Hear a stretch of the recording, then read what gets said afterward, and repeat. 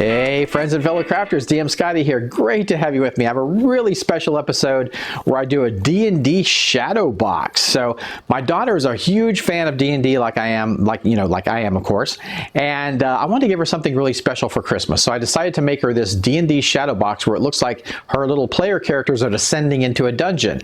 And that was kind of the idea of this build. Now, the build is pretty simple and easy, but the video is fairly long because I do show you me painting the tableaus that go in the dungeon. So if that's something you're interested in watching, have fun, enjoy it, to see how I did all the little pictures and tableaus in the box. You could skip through if you're not so interested in all that. But anyways, here is a look at it. I think it came out really fantastic. And let me show you how I made this D&D shadow box.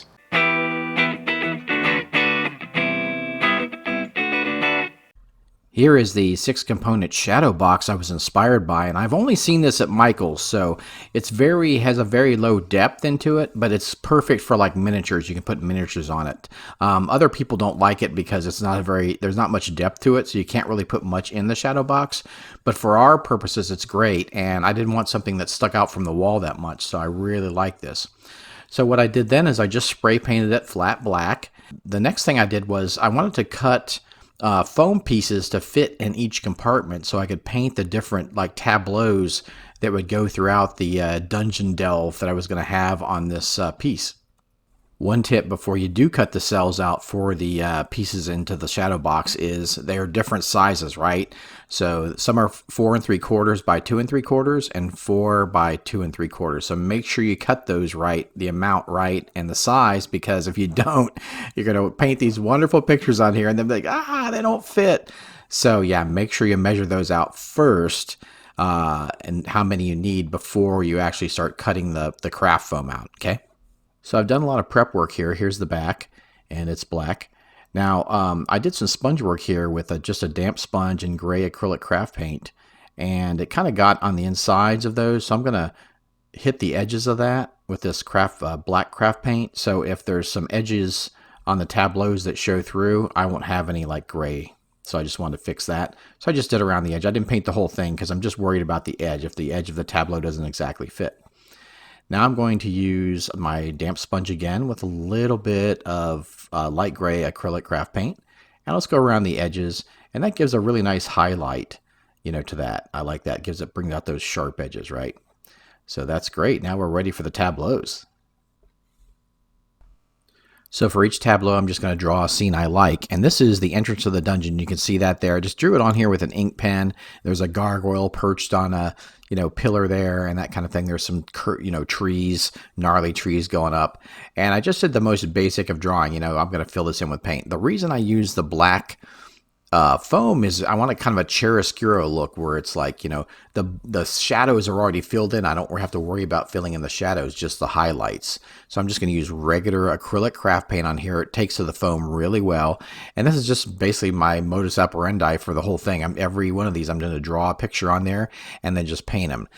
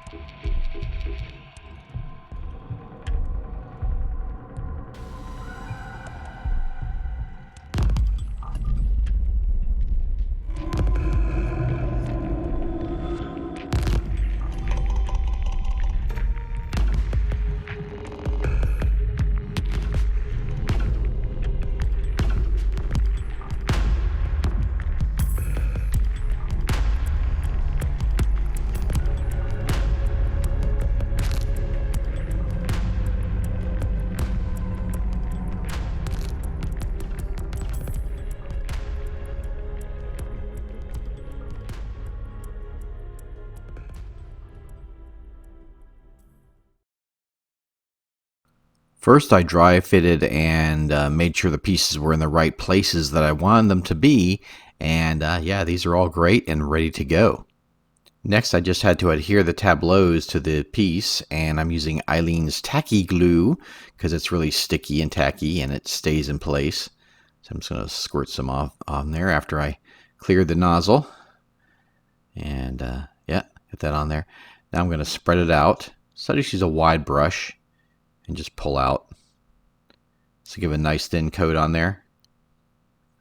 Sticky, gluey coat that I need to adhere this. And then I'll just put it in the first box. Make sure you got it the right way. And there we go. Just push down. And we're good to go. Nice, nice. I got my last one here. My D&D inspired one. Same thing.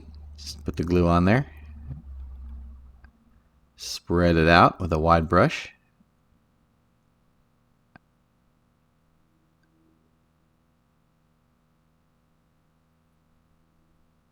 And we're good to go. So pop that in there. And we're almost done. So cool. I really like how that looks. So happy with it. Nice. Hope you guys like it. I just had one last thing to do. I used this hook on the back, and it has these little tack nails, so I used that. But before that, I squirted some goop on there, so I've got a nice bond for the back, so it won't fall off and break my miniatures or anything. So it's really secure on the back there and ready to hang. So let's hit the wall and see what this looks like with miniatures all set up on it. All right, here we go. Here is the piece hanging on the wall with all my miniatures on it. And super cool. I'm really loving it. As you can see, it doesn't hold a huge amount of miniatures, but you got your favorite PCs up there, and I think it just looks so great, having that background to put your favorite miniatures up on. So there you go, guys. I hope you really enjoyed this build.